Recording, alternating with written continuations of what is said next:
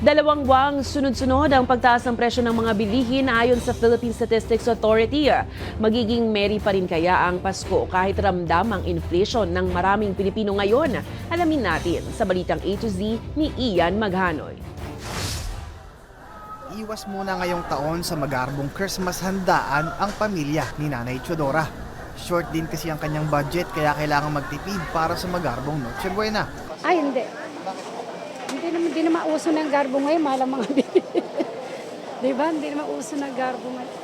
Kailangan makaana lang. Meron lang makain, ganyan. Kahit papano. Masaya. Yung mga ganun man, hindi na natin kailangan yung garbo. Hirap ng buhay ngayon eh. Iba naman ang diskarte ni Corazon ngayong holiday season.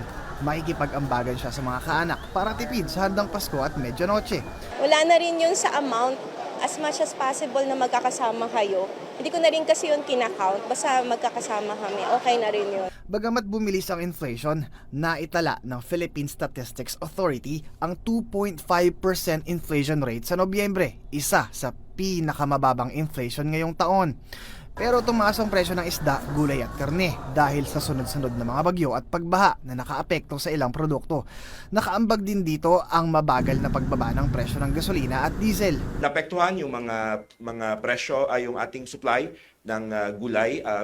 Ganun palagi pag may mga baha, may mga malalakas na bagyo, and that created a spike.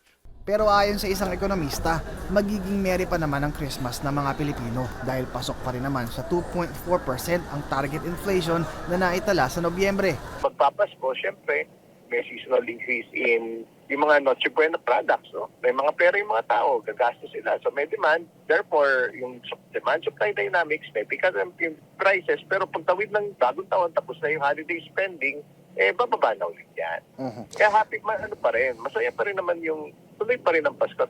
Pero paalala, subukang maghanap ng murang alternatibo sa pagbili ng mga produkto at maayos na gastusin ng Christmas bonus at 13th-month pay. Meron namang cheaper alternative, why not, di ba?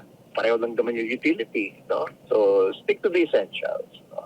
Kasi, and within the means, of course, it's most important, di ba? Ano lang yung kaya para ma-optimize din yung savings and yung wealth ng tao. Kaya lang syempre, alam mo, hindi ako bumili para sa pamilya ko. Pikit mata, bibili ka pa din, di ba? Oo, kasi kailangan natin kumain. Ramdam mo talagang hirap ngayon.